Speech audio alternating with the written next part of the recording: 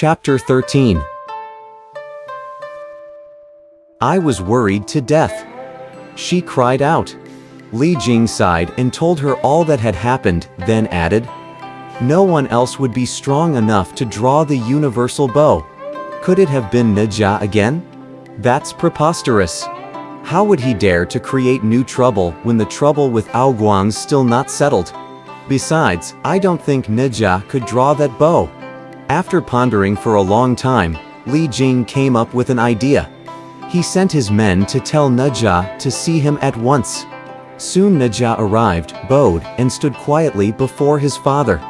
"Since your master said you're going to help the Sage King against King Zhou, why don't you spend your time learning archery and horsemanship? That's what I've always wanted. A minute ago, I was on the pass wall, and I found a bow and 3 arrows in the tower there. I shot one of the arrows.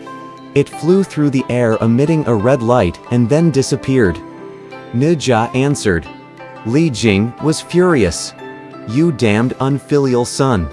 You knocked off the 3rd prince and the trouble isn't over yet. But now you've brought this new calamity upon us."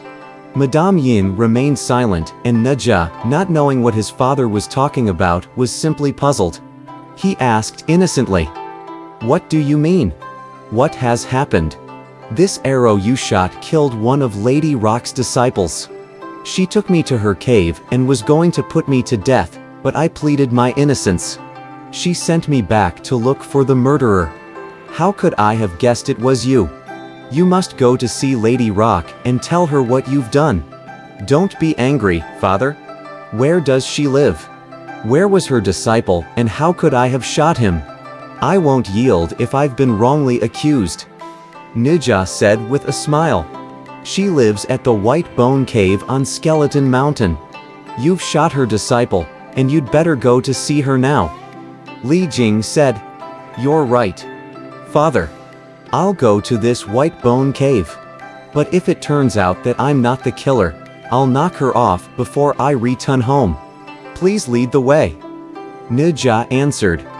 Father and son traveled rapidly on the dust to Skeleton Mountain, where Li Jing told Nejia, "Wait for me here while I go in and report to Lady Rock." Nejia smiled coldly. "I'll be here. See what she can do with me. She's accused me groundlessly."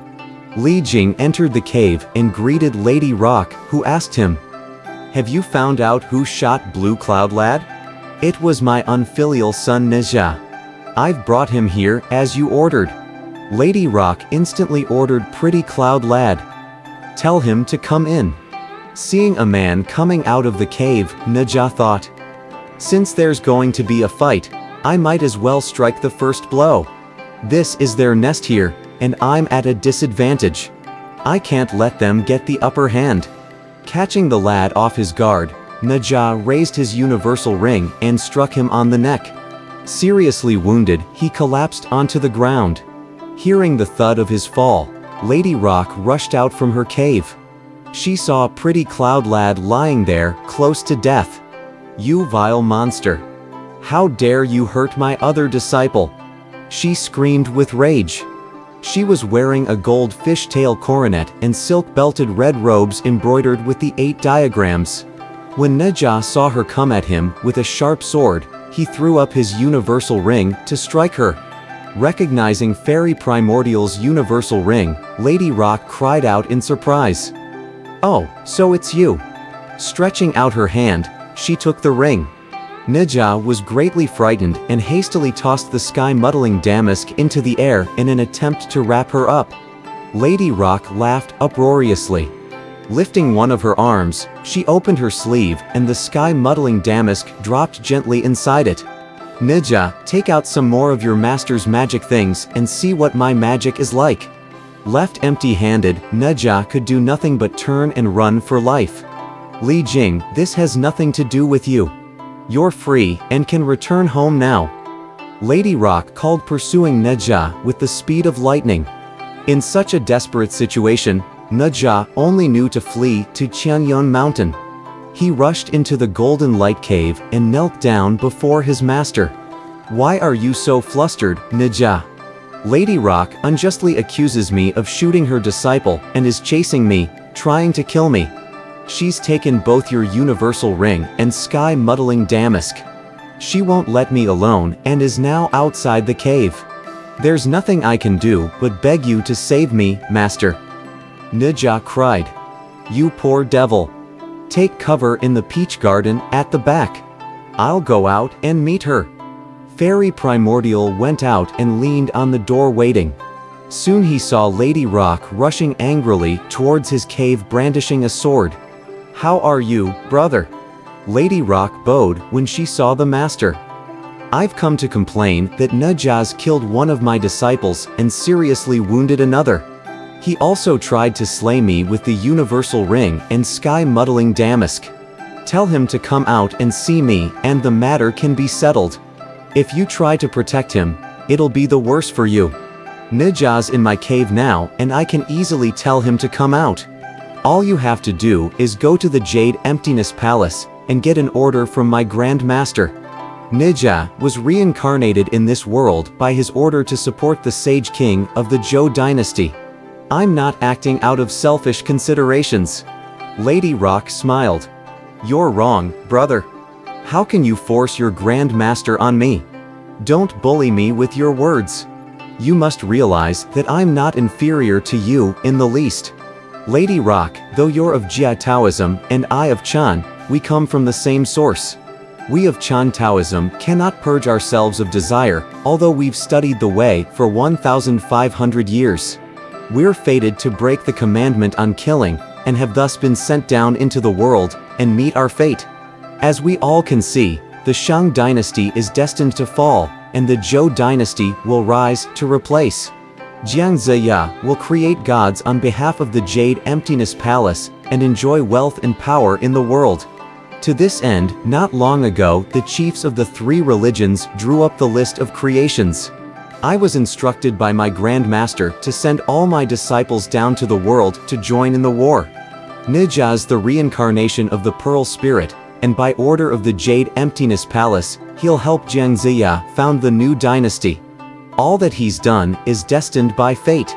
Though your disciple has died, he's to be created a god sooner or later. You need know neither worry nor sorrow, neither glory nor humiliation. Why get so emotional and cause a setback in your advance? Lady Rock could not control her wrath. Though we both study the way, we must find out which is the superior and which the inferior. Though we're of the same source, our achievements differ. Don't you think so? Fairy Primordial said. I've so refined my spirit under the sun and moon that it's like a pearl now, bright and sparkling. I've magic powers to shake heaven and earth, and have escaped the cycle of life and death. I've left my footprints over all the four seas. As such, I've in this way gained everlasting fame for my accomplishments. Clouds are firm under my feet, and purple divine phoenixes and vermilion cranes meet me where I travel. This haughty lecture made Lady Rock even more furious. She rushed at him and slashed at his face with her sword, but he evaded the blow and dodged back into his cave. Taking up his sword and a secret weapon, he kowtowed in the direction of the Kunlun mountain. Forgive me, master, for your disciple will break the commandment on killing on this mountain today. He prayed, then coming out of his cave again, he said, Your learning's superficial, but how dare you make trouble here on my mountain? Lady Rock slashed at him again, and Fairy Primordial parried the blow with his sword crying, Heaven forbid. Lady Rock was an uncut rock, but for centuries she had been refining herself with essences from the sun and moon and heaven and earth, until she had obtained magic powers and human form. But she was not yet an immortal, and so could not avoid the disaster brought about by her rash temper. After a few rounds, she threw her dragon beard handkerchief into the air to capture her enemy. How can the evil ever conquer the good? Fairy Primordial said with a smile. He muttered an incantation and pointed at the handkerchief, which dropped to the ground. Lady Rock was furious.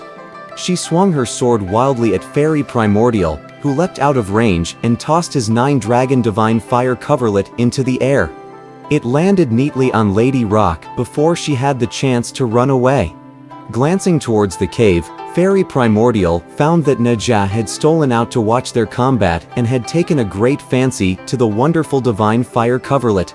But Fairy Primordial refused to give it to him. "You must return home right now. The Jade Emperor has already approved the request made by the 4 Dragon Kings and has sent his guards to arrest your parents." The immortal told Naja, who burst into loud sobs and begged him to think of a way out of the trouble. Fairy Primordial told him what he must do to save them, and Naja rode back on a dust cloud to Chintang Pass. When Naja had gone, Fairy Primordial clapped his hands and a fierce fire immediately began to rage within his magic coverlet. 9 fire dragons twisted and coiled upon Lady Rock, burning her until she resumed her original form, a huge uncut rock.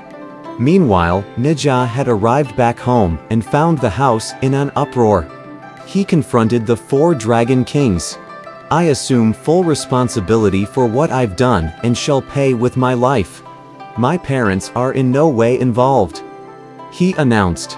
He drew his sword, first cut off his own left arm, then cut open his belly, gouged out his intestines, and broke his own bones.